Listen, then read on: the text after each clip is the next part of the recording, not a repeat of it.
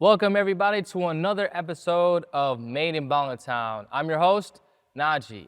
Today, we have a real special guest. I say this for everybody, but this guy is truly a pioneer, okay?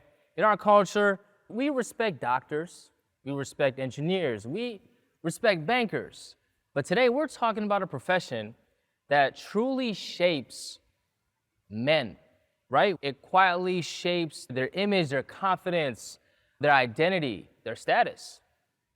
If you don't know what I'm talking about your barber. Yes, the person that gets you faded up every time you need an ego boost. So this brother here, he cut my hair, he cut Hasan Minhaj's hair, and he's here to break down any kind of negative stigma or stereotypes that we have on the barber culture. And we truly want the Bangladeshis to look at this as not just a job, but an art form. So here, I got with me Nasib Zaman, AKA Sibo. Sir. Yeah, what up, man? What's good? What up, Hamtramck? 313. We in the D right now, man. Right now. Posted up late night. Let's talk about you. Let's start from the beginning. Where are you from? So originally, I'm Bangladeshi, but I was born and raised in the DMV, Northern Virginia. Grew up there, and I just recently moved to Chicago, and I'm visiting some family here in Detroit. Okay, North Virginia, man. Yes, sir. So when it comes to Detroit, we're like, yo, man, we're from the D, we're from the city. North Virginia, what do you guys got a nickname for it? Nova. Nova? Yeah, that's what we call it, Nova. DMV, like DC, Maryland, Virginia. Okay. Really, a lot of money over there, a lot of data centers. So all your internet is coming from there, pretty much. You said data centers. Data centers, yeah. When we're using ChatGPT, that's pretty much everything. Wow. What's the atmosphere like in Virginia compared to Hamtramck and Detroit? You've been here for about a week. Tell me about it. I've been to Michigan the last few years around winter break. Just moved to Chicago 2 months ago. But DMV in Northern Virginia, life's really good out there. People got a lot of money. It's pretty expensive to live there. Great roads, great schools. Very diverse community, but in terms of I'm a barber and pursuing the arts and culture, I felt as though Chicago was more of a home for me. You know what, let's talk about that. Do you classify yourself as a barber? Yeah, first and foremost, as a barber, entrepreneur, businessman. Yeah. What got you started into cutting hair or wanting to be a barber? Honestly, the way I describe it is that it's like God's gift. So I grew up, I'm the youngest of 4 boys, Bangladeshi family. Parents very, as every Bengali parent is, to be honest, hardworking. In class, whatever, whatnot. So I grew up with that work ethic. We just value namaz, God, or school, that's it. It's really simple life. Growing up, my dad's always pretty hard on making sure you know what you want to do, get money, get your degree, and go on with life. But I always knew I wanted to do something different. I always tried different things. I was very into basketball, guitar, acting, something. You were always doing something creative. I was always very passion and ambition oriented from the jump.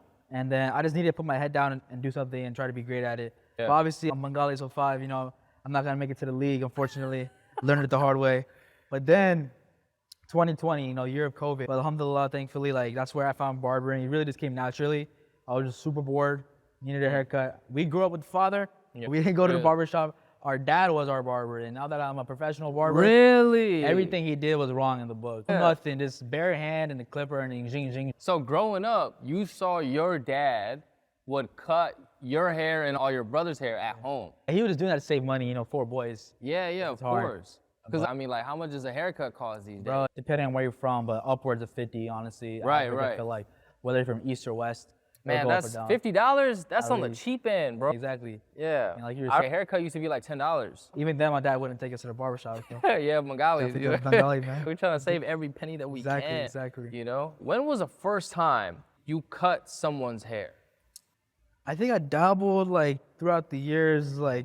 As I said, my dad used to cut hair. I think I cut my brother's hair once or twice, but nothing like that. But it was 2020 when I was so bored. I was entering college. Like I said before, my dad was very heavy on know what you're gonna do, find your major. And I was pretty much undecided. So then that's when barbering came down on my hands. I just liked watching how to cut hair, YouTube tutorials, 360 GZ, all those guys. I'm sure everyone's familiar with some famous barber. So I just like watching those videos, and I started cutting myself. I have 3 brothers, friends, and that summer I just started. I kept going. When was the first time you charged someone for a cut? So I can't really recall the day I charged him for haircuts, But I knew the day that I started cutting my friends, shout out Samir, that would be the day I was taking it seriously. 'Cause I don't want to mess up people's image. How much did you charge in the beginning? I feel like $5. Damn. $5, $10. Maybe my friends would probably comment down below. Yeah. 10, 15. When did your family find out that you were cutting hair? So that was a funny thing. I started in very odd but good timing. 2020, COVID, that's when the barbering industry shifted itself. That's when it really revealed itself. So then barbers, remember the whole essential worker thing? Yes. That was a huge debate between barbers, and barbers were doing house calls charging 100, 200 Yeah. for men to get their haircut just to stay home. So what does that show you? That's You know what I'm true. saying? That's the value of a barber haircut. So I started in COVID, which is interesting because you're not supposed to touch anyone and you're supposed 6 to be feet. distance. So they kind of figured, everyone was so bored. I was in the garage, had a mask on, they had the mask on and everything, so I started going from there. But what's funny is like a couple of months later, heading into my first semester of college, my oldest brother, he's also an entrepreneur himself. He has his own media business and everything. So he told me like, yo, you should take this seriously. If you like it, take it seriously. I took what he said and I looked it up, did my research. I had a mentor at the time, someone I looked up to in the barbering industry in Florida. And I looked up on Google how much a barber makes versus what he's saying, and like it's way two different things. What did you see online? How much does a barber Bro, make? Google, it's like barber makes like $25K a year, which is far from the truth. If What did your mentor say? Boy, he was a family man. He has kids, he has wealth, he's making money, he has shops, other businesses, get it out. He cuts it for fun if he wants to. But shout out Chris Basio.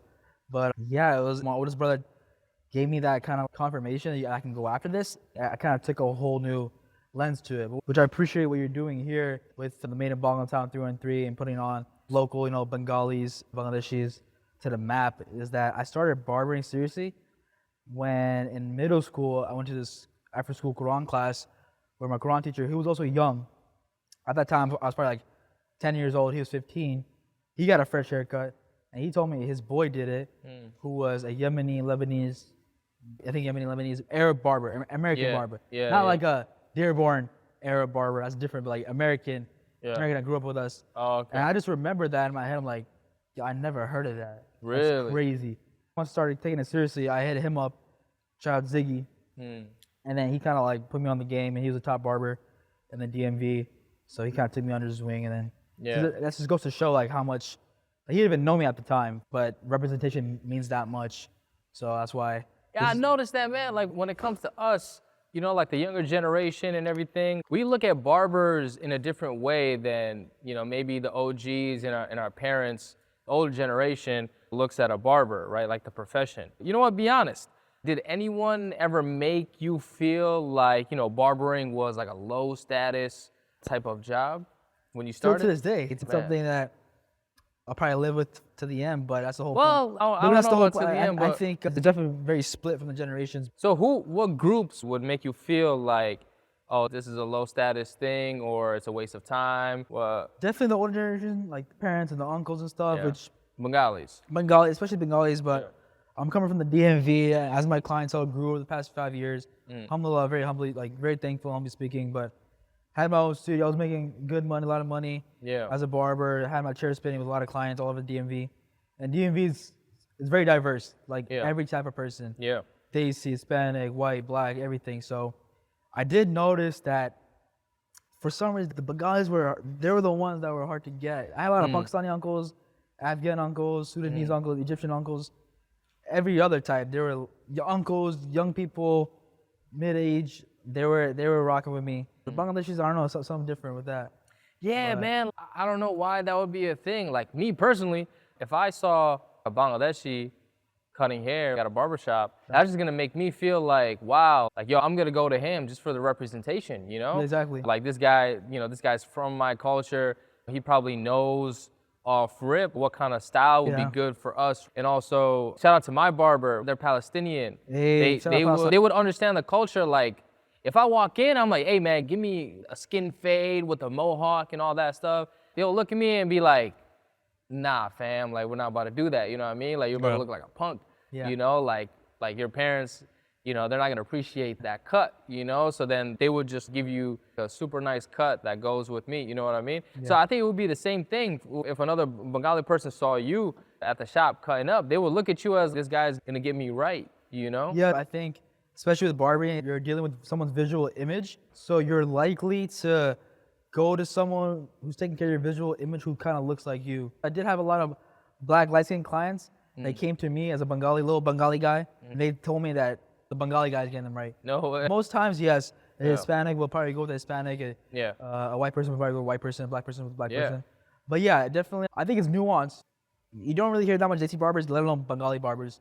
I don't know any. Yeah, I don't American, know any. like our gen. Growing up, you know, my cousin used to cut hair. Yeah. That's when, honestly, I was like, yo, that was the first time I saw like a Bengali cut hair, you know? His parents hated it. But he would cut up his friends, he would cut me up, you know what I mean? He would make good money. Soldier. Like, yeah, you know? And it's like, it wasn't even the money part. It was also like, he was really good at it. Like, he was better than these professional barbers, like at these shops, you know, where people would book him and he would barely have time for me, you know what I'm saying? Like, they have family, you know? But yeah, I always wonder, like, why didn't we have more Bangladeshi representation there? Because, I mean, bro, like, haircuts are so important. I mean, haircuts are really makeup for men. You know, like, you know, some people are getting their haircut like twice a week, every 2 weeks, once a month, like minimum.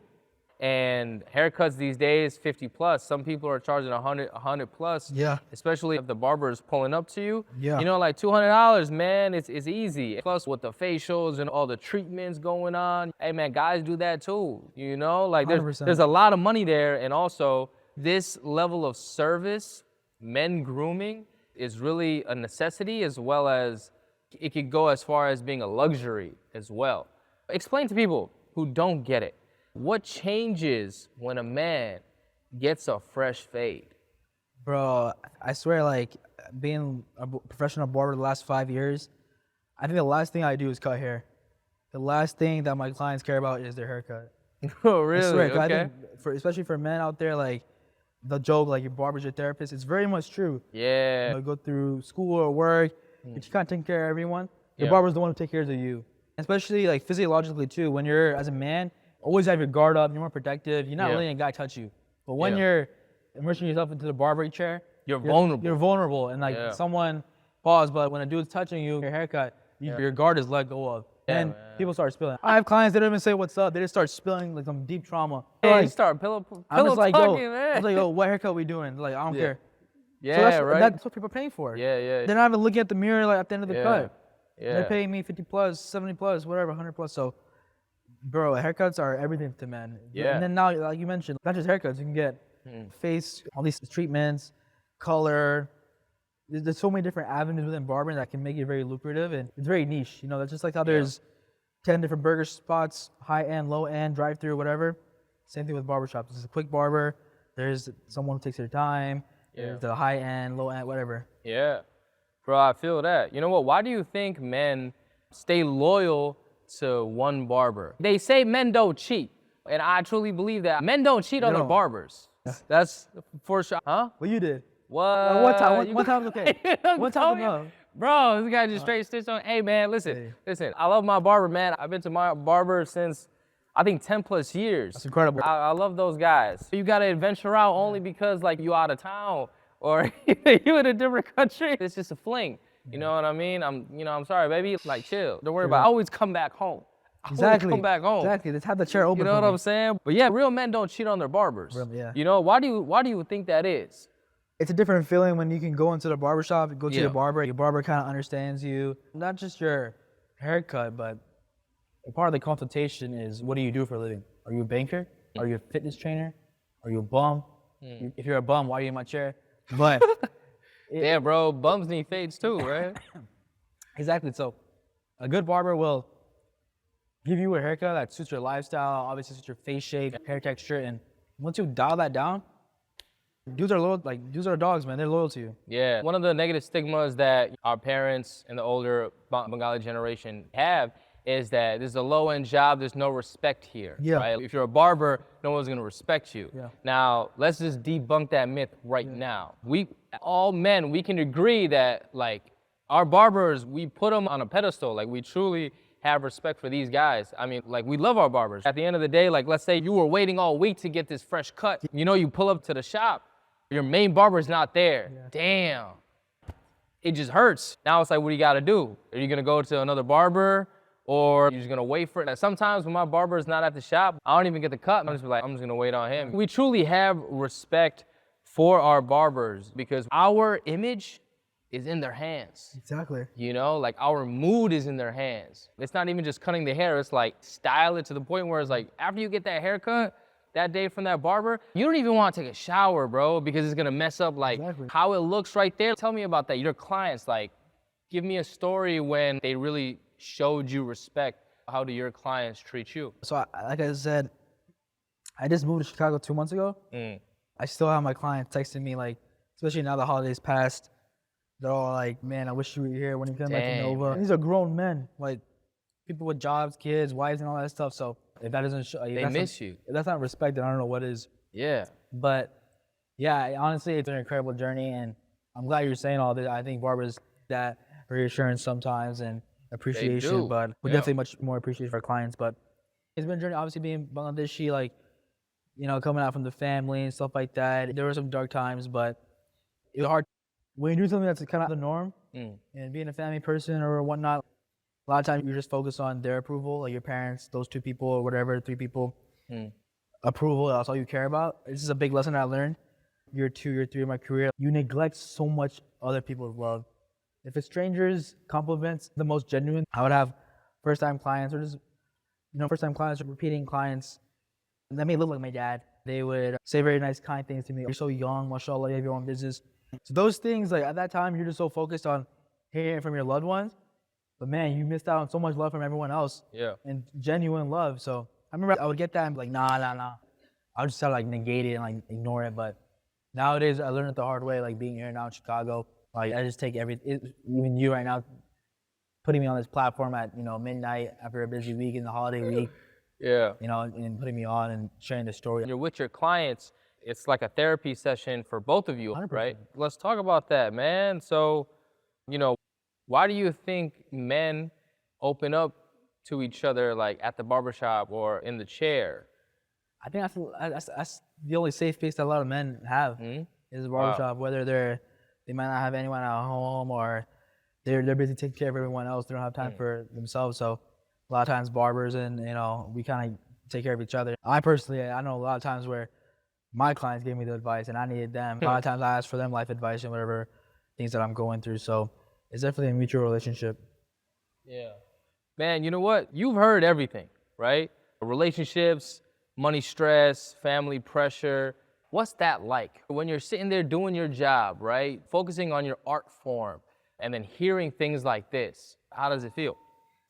I think when you try to do something different, something new, coming from a Bangladeshi family, like, obviously you're gonna face some adversity and, you know, some hate or whatever, but those things you gotta carry on with you, and those are things that are gonna push you further in your career. Hopefully the next generation, instead of having that chip on your shoulder, that doubt or that hate, I mean, God knows best, but for the next generation, imagine all that hate turn into support. Imagine how much further one can go. You know, I understand, like, our parents usually come from working class, you know, they immigrated here to America. They just want, like, what's best for you, or they just want you to be better than them. Exactly, and in the beginning, I get that 100%. But then after, you know, some time, showing that, hey, I can make a good living, provide for myself, I can provide for you. Man, I heard barbers can make up like 6 figures. 6 figures is minimum. Wow. And it's not hard for a barber to make that. The barbering industry itself, it's very, very easy to be above average. It's very, very, no, I'm not talking about cutting hair. Let's do some quick math, all right? So let's say on minimum, a cut is like $50, okay? What's a minimum average number of clients, let's say per week? Barbering is it varies. Every barber is different. You can work your own hours. Some people work 7 days, 5 days, 4 days. So honestly, like if you're charging $50, let's say every week you're cutting about like 20 people. Is that too much? Is that fair? I would say probably general 30 to 40. Damn. You know what? Fine, let's keep it at 20, right? So that's minimum. So $50 per cut, 20 people a week. Plus tip. How much is that? I mean, I would say average 20%.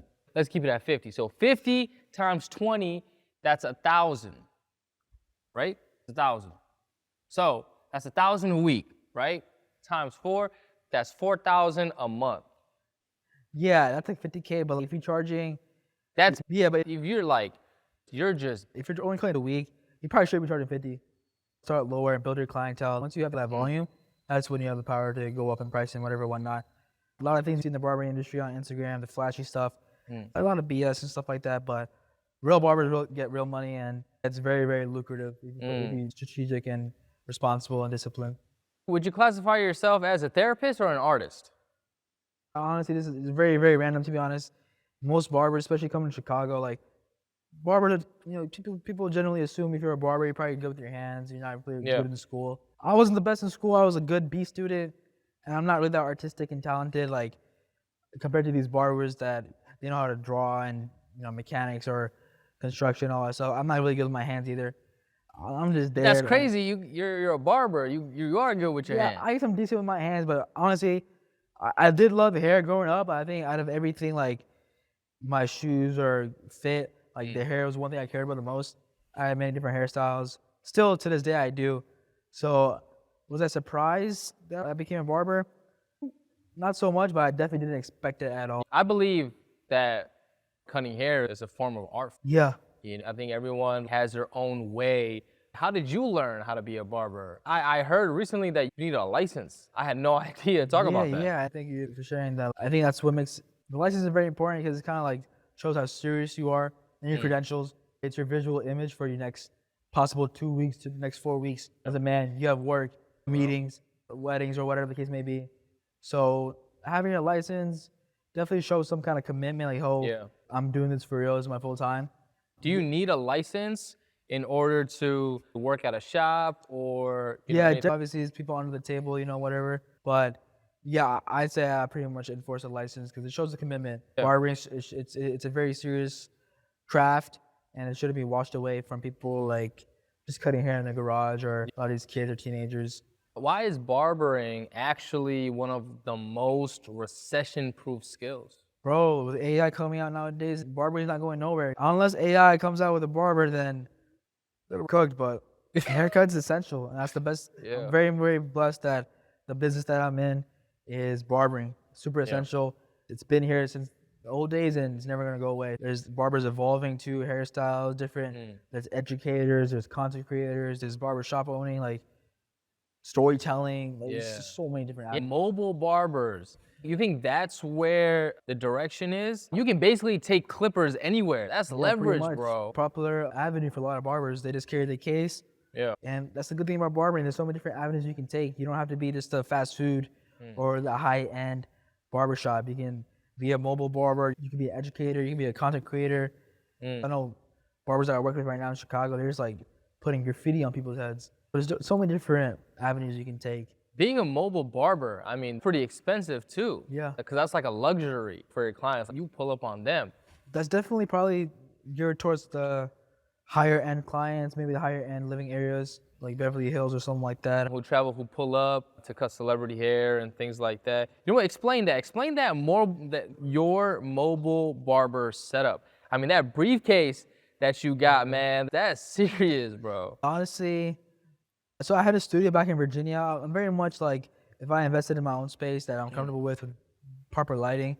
But since moving to Chicago, I'm very much in a new era where I just want to try everything. So I have been bringing my case over, which consists of my main stuff, clippers, shears, and stuff like that. And I've been cutting everything, man. Cut here at Chroma for the first time, first barber. Yes, sir. So just looking back, it can get boring sometimes cutting the same thing every day. So, I've cut here in Chroma, I've cut in Rocky Steps in Philly. I've cut hair in DC. Honestly, the first time ever, we brought a barber to Chroma, and he was handing out faves, man. Chroma cuts. I truly believe that places like this, co-working spaces, professional places, there should be a place for grooming, right? Yeah. I think that would help a lot of people, man. I would love to be able to come to the office and let's say on Friday during lunch hour, I'll pull up and get a cut by SIBO. Go back after lunch, you know what I mean? Looking crispy for the clients. That's getting a popular idea. I know some insurance offices have a barber, car dealerships. Yeah. Honestly, I'm trying to roll out, now being in Chicago and being DC barber, I really want to attack the wedding scene. I know, for females, they they plan out their makeup artists, their henna artists and stuff. That's really like a whole wedding vendor. But for guys, either the groom already has a barber or they just kind of go to wherever. So I'm trying to roll out a package, hopefully in the new year, in 2026 in Chicago, like a full-on groomsman package where I come through and cut the whole groom's party, all the dudes at the hotel. Yo, something like that. That's So smart, that could be. man. Wait. We'll see. Bro, that's hard. Imagine like having a barber at your bachelor party. You just chilling, bro. Guys You don't were need having a much. good time. Guys don't need much. Yeah. Get a barber. Yeah, bro. chill. You just and the barber pulls up, getting everybody a fresh fade. You know, that and also that's just like great content for like the like the wedding videos and stuff. Like, oh my I'm sure god, they, that's smart, man. They pay for anything, so. Damn, you know what? I know a wedding manager. I might have to. They put me on. You just named some insane places to cut hair in the future. You know, what's the craziest place or places that you've cut hair so far? I think I've cut hair every hour of the day before. Places wise, other than my studio and barbershops, I've done Rocky Steps. I've done like DC Lincoln Memorial. I've done, I think one time in New York, maybe Chicago. I guess the craziest experience I've had so far was cutting Hasan Minhaj. What? probably Yeah. That was a big. That's crazy, bro. You cut Hasan Minhaj's hair. Yeah. Like, that's insane. How did you pull that off? Bro, you never believe it. Try me. I shot the DMs. Yo, you slid in his DM? It was in my first year of barbering, so I was still, building clientele, trying to get right with the clippers. Yeah. So it was very, very much of a big deal. I remember I was in college, so it was like 11 p.m. essay due at 11:59. I had the laptop open. I'm trying to write it. I get a reply in my DMs saying, yeah, let's do it. Immediately closed my laptop. Never went to college again. It's like, no, I did. Don't worry, I got my degree. I'm Bengali. Yeah, okay, congratulations. Where'd you get your degree in? I was doing business IT, then I just switched to business. Nice, okay. Just to quickly Makes get sense. it. But yeah, that was a very big deal because once I posted that, like I said, it was my second year of barbering. Yeah. And I was going to a show anyways in DC. He's on tour. So I was like, let me shoot my shot. And once I cut him, posted it, that's when all the dudes in DMV were like, yo, he's valid now. He's good now. Yeah, bro. I mean, because that is a major check. Like, Hasan Minhaj, honestly, like, his hair game is next level. I'm just surprised, number one, he responded to your DM. I ain't know bro was in the DMs like that. I mean, starting now, I'm about to be in your DMs, bro. That's my guy, man. Number two, his hair is like, to me, I feel as though the hierarchy of things that he loves, right? I think it's like, first is like his hair, and then it's like the wife and kids, you know? He got really nice hair. And like, he trusted you. Hey, brown people, we're getting each other. That's crazy. Brown people getting each other right, just like how you are. Yeah. And Hasan, like, I don't think I've ever saw him in a bad cut, really. Always looking bad. You know? And he was in DC for a show, right? So that's serious, you know? And he gave you a shot. Yeah, Kennedy Theater, which I think, honestly, like, that was when he was really in the limelight. Yeah. It was a very, very memorable opportunity for me. Yeah. I'll probably always remember that. Kennedy Theater is a very famous theater in DC. So I pulled up on him. You pulled up at the venue? Yeah, I was in his back room. I was with his family. I was with all his people. No way. But it was fun. That's he was very crazy. chill. We were talking about, he asked me if I watched that one show. Squid Games. That was crazy. Squid Game? Yeah. That was a fresh cut. It was fun, yeah. So the good thing was he kind of came late to the time that he said he was going to be. So he came to his room at only 20 minutes before showtime. So it was really more, like I said, he's always fresh and groomed. So it was more of a cleanup, especially the beard. They see we grow hair every day. So he's really the beard and some cleanup around the neck and the sideburns. So the beard is important, you know? It's more than the hair. Yeah, seriously. I mess up my beard all the time. It was to the point where I stopped cutting mine. I would just go to my barber every time. Wow, man, that is like, bro, you're valid. You know what I mean? You could have said anybody. You could have said an NBA player or a rapper, like, all that doesn't matter. You cut Hasan Minhaj. How does it feel to know that you served someone who really represents the Desi culture globally?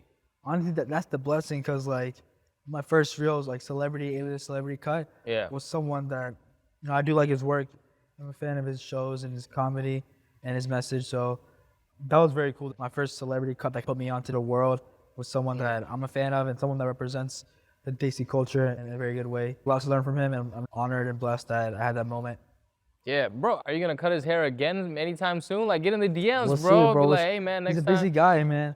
He's a Yeah. busy guy. DMs are harder nowadays, I guess. We got more DCs to cut and more Yeah. people to put on, so. Bro, any other celebrity cuts that you want to talk about? I mean, you right here, popping up, Mr. Made in Banglatown 313. Yeah. But honestly, I feel like the celebrity cuts are my clients that are sitting in my chair. Those are my celebrities. Yeah.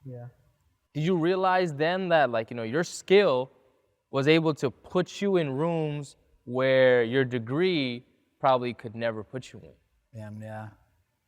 That's a great question. It was definitely like a solidifying moment that day. Like I said, I shut down my laptop and I was like, yeah, I'm not doing this essay. What the hell? So I think that following year, I was like, no, let me take a break from school because I'm very much someone who dives head first. But I was like, let me see if barbering can really do it for me. Instead of doing 4 years of school and then seeing like, okay, let's see if barbering can work. So I think after that moment, it was definitely a confidence booster that I went into 2022 fully into barbering, invested in mentorships, did everything the right way, and at the end of the year, like, this is something I could really do.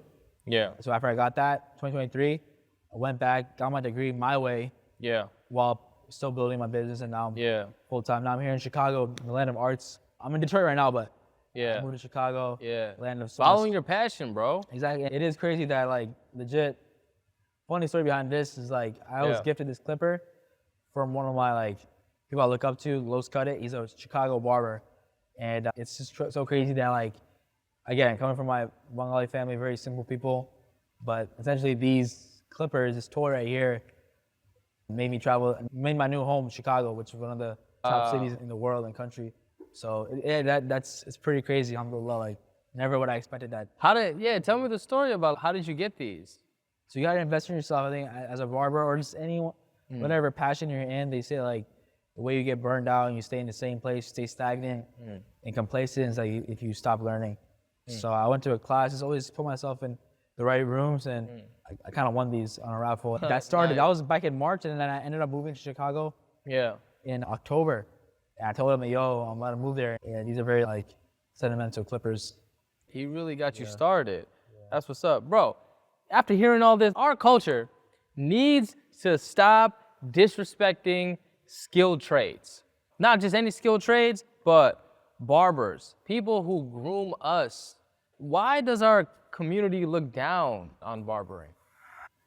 That's a funny question because generally Bangladeshi people, especially immigrant Bangladeshi families, New York City, Hampshire, Michigan, DMV, wherever you're at, generally start doing mid-class or low-class jobs. They were taxi drivers, or they're working at the airport, Dunkin's, and really building a family off that. Yeah. You know, your dad or your mom, both parents are working all the time, having a lot of kids and whatever. But it's just great. I think they just want their kids to do better things and not struggle as much as they did. But also, I think our history is that we're very much artistic and creative people when it comes to the art, the music, the culture, the dance, the fashion. So it's nice to see that a lot of these content creators in the post-COVID world, a lot of Bengalis are expressing their creativity and their talents to the world, whether it's barbering or dance or whatever the case may be, and kind of representing each other. And it's showing that, yeah, we can really make this happen because Gen Z, we have a lot of problems, but there's also a lot of good, especially in the last year, it happened in Bangladesh, that's led by our generation. Yeah, I think creativity it's in our blood, as Bangladeshis. Creativity and work ethic. Yeah. Mix those two together, anything can happen. You know? We've always been rebels at heart too, right? Like innovators. And right now, the older generation, yeah, sure, they have a negative stigma on the arts. Cutting hair, media, influencers, just let's say for musicians. There's a negative stigma behind it for, I mean, whatever reason. It's worth it, right? I think, I mean, look at you, bro. You like, this is a passion of yours, you know, it's a hobby turned into a passion. You're making money, you're respected by your clients. You're in an industry that is recession proof. Alhamdulillah. You know, like what else is there to hate about? I think there's a notion like Bangladesh, I think we always kind of viewed ourselves as little bro, like number 3 from the subcontinent. I think we always had a lot to prove to other people. Bangladeshis, we were usually in lower class areas and not the best areas. We were, you know, working odd jobs and whatnot. So I think when your child wants to do something like the arts or media or barbering, it's just like, no, we can't. We got something to prove. We want like approval from the other guys, the other neighbors, and you know, they're doctors. They have big businesses or whatever, whatnot. It's hard to find like Bengalis are like whatever. If Bengali has success now, it's because it's been years and years and years of working at these odd jobs and whatever, whatnot, and then finally built a business. A lot of immigrants came and they were like taxi drivers. They work hard, bro. They put the grind in factories or whatever. And then now they're working 12 hours plus, grind, sweat, tears, making money to put us through school, to make us have a better life than they did. And then the son walks in and just be like, yeah, forget being a doctor, lawyer, engineer. Like, I'm trying to cut hair, or I want to be a musician. That would make them go crazy. I can see that. Like New York City, Queens, Bengali is the backbone of that city. Michigan is a very motor city. People are working with their hands. Like Bengali is behind it. I feel like compared to like Pakistanis or Indians, they might have gas stations and doctors and big businesses and stuff like that. I feel like it's kind of rare to hear that from Bengalis from the old generation. We usually have to start on the ground first. So I think there's a lot more to prove, a lot more that we can't risk. But slowly, our generation is changing that. And like you said, there's so much talent and creativity within Bengali people that, like, damn, in 2025 or 2026, you can make money by doing anything. There's so many ways to make money. So if you can find a way to make your passion into a business and make money off that, then you get the best of both worlds. Do your professional corporate job if you have to make your money, and also do your passion on the side. Shout out actually a big, I'm sure everyone's seen this, like from the DMV, there's a big food truck called Flavor Hive. And actually co-owned by a Bengali guy, and Chili Pepper Cook, shout out Shihan from the DMV. And I'm sure you've seen the videos. It's like those videos where you pull up with a bag of chips and they load your... Yeah. They fill up with most random things like donuts with meat and all this stuff. But they literally like blew up like crazy within the last 2 years. Now they have multiple restaurants and people coming from all over the world just to try this. He has his own food content page too as well. I didn't know they were Bangladeshi. He is Bangladeshi. One owner is Bengali, one owner is Egyptian. Okay. Still, like he's put people on. I think a lot more people are slowly getting into like, yo, Bangladesh got it. I truly believe Bangladeshis, they can do anything in whatever field. And I just want all Bangladeshis to be in every field. Like, you know, I want to be able to go to a doctor's office and you see a Bangladeshi doctor, or go to a lawyer's office, see a Bangladeshi lawyer. But I also want to see like a basketball player, barber, media personality, news anchor, even someone who does landscaping, who builds homes, contractors, whatever, man. Like, I want to be able to see Bangladeshis do everything. A streamer. I truly believe we're just built very differently, right? We have something. We got this sauce in us, bro. I don't know if it's naga or what, but it's something that, like, you know, we just got to share to the world, you know? I think we're better as a culture if we're diversified in every field, every atmosphere, every environment. What would you say to a Bengali parent who doesn't want their kid cutting hair? Stare directly into that camera, let them know. Yeah. I think one big advice I was told, show them how serious you are. Take the right measures. You know, if you really want to do it, if you want to become a barber, commit yourself to it.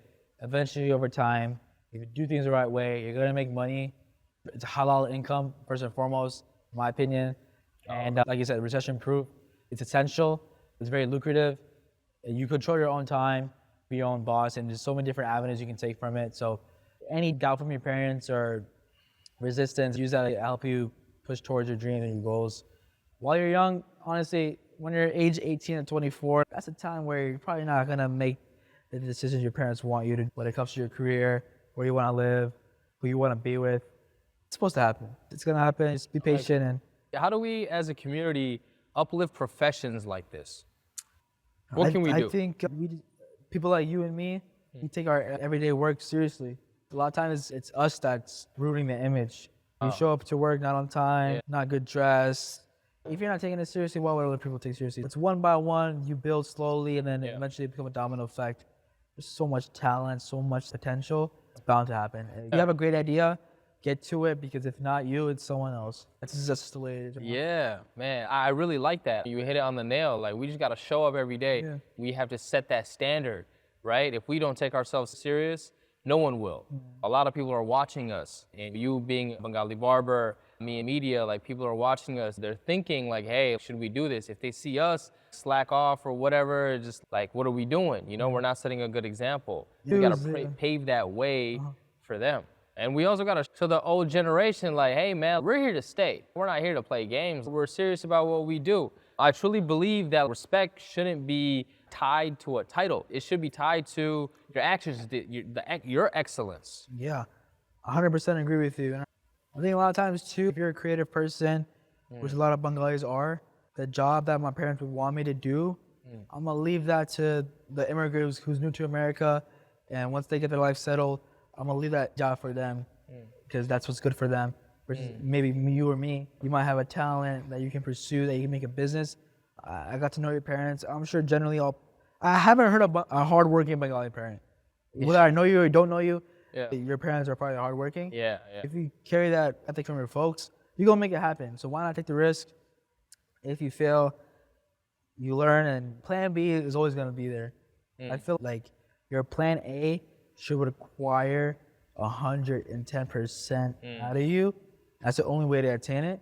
And if not, your plan B is right there in the corner. Right there with you might as well go take it. What's the end goal? What's the end goal, man? I can't give away too much. Well, you gotta give us something. I gotta get a little preview. You know, now I'm here in Chicago. I came to Chicago because that's where the goats are, in my opinion, of the barbering world. Really? The hair world. There's always something going on the weekend, a lot of talent. So I want to be around those guys and just take my skills to a whole new level. Chicago is a city of arts and a great Muslim community. But eventually, kind of like what you're doing here, like through my art form, if God has blessed me with this barbering, I view as a responsibility. My plan is to create an atmosphere and an environment where people like us have a place to go to get our haircuts, to communicate, to network, to grow up, and be in a barbershop where people who are cutting your hair looks like you and me, and they're giving you top tier, great quality service, quality haircuts, and not just haircuts, but on the weekends there's community events, maybe like a competition, something like that. Hey, yo, we got something for the culture. We gotta trademark that. Something for the culture. That's the end goal, or one of the goals. Hey man, where do you see yourself in 5 years? Like shop owner, brand, educator? I mean, what's the dream? I mean, God knows best. There's so many different avenues you can take, but I'd say in the next 5 years, hopefully I might be in Chicago still. Might have to learn what I took from Chicago and maybe take it back home to DMV. But definitely my goals within the next 5 years, inshallah, be definitely create an environment where a space where, you know, you go to a barbershop and it's safe, it's clean, it doesn't smell like drugs and drinks and stuff like that. It's maybe Desi-fied or Muslim-fied to at least general faith-based principles, and have a place kind of like imagine a Yemeni coffee shop. I'm sure everyone knows all these Yemeni coffee shops. Yeah. You're really not going there for the coffee. The identity is mid. Like, no matter if you go to Kawa House, if you go to Jumbo, it's all the same. You go there for the vibes and the atmosphere, and it's a safe space where you and your friends and family can go. So imagine that, but a barbershop. So it's not coffee, but a barbershop for men, boys, teens, potentially families, to have a safe space where it's very welcoming, very in our culture. We'll see, inshallah. If it's not me, it's someone else. That's a good ass idea. Yeah. Okay. Important question. We're trying to get you married.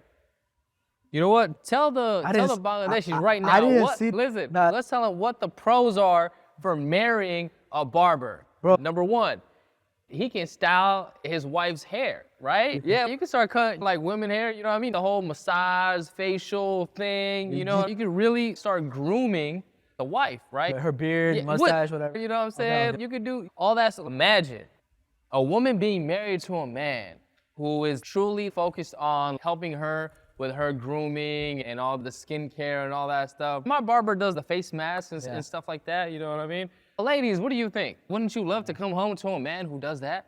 That's pretty awesome. This part of the podcast, you gotta pay for it. This can't be for free. You gotta be like a Patreon or something like that.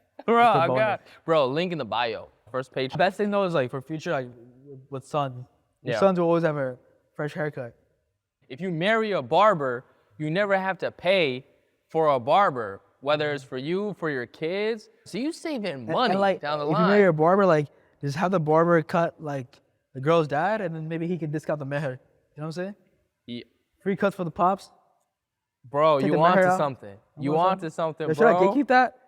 Yo, bro, you on to something. Wait a minute. You to get to the girl, bro, all you gotta do is just like fade up the pops. Yeah. You know what I'm saying? Okay, man, be honest. Ladies love a man who can line you up and style your hair, right? I mean, that's crazy. Not just for you, but for your family. If you got brothers, You got fathers, you know, you got uncles. You married a barber, you know, he's gonna be on everybody's good side. That's amazing, bro. I like that. Listen, you know what? I'm so glad that you took the time out to come and hang out with me and everything like that. I appreciate you coming at the podcast. Yeah. And I made a goal when I came to Chicago, and this new year, do things like this. So it's no coincidence that we met, and honestly, you're doing great work. I think, especially being in Hamtramck, which is Banglatown, and you're doing something that puts Bangladeshi culture onto the people, like, that it couldn't be any better. And I'm glad that we met and everything. Like, I'm truly honored to be on this podcast. Thank you. You did a great job representing Bangladeshis and barbers. Listen, I just want to tell everybody out there, being a barber, it's not a dirty job. It's a respectful craft, okay? The world needs to start acting like it. Barbers shape confidence. Confidence shapes men. Men shape our communities. You got anything to say to the people? Make sure you follow Made in Banglatown 313. Check me out, Chi-Town, Chicagoland suburbs. Just go after it. Hopefully this inspired you to chase after your passion and just keep going through it. And you'll get there, inshallah.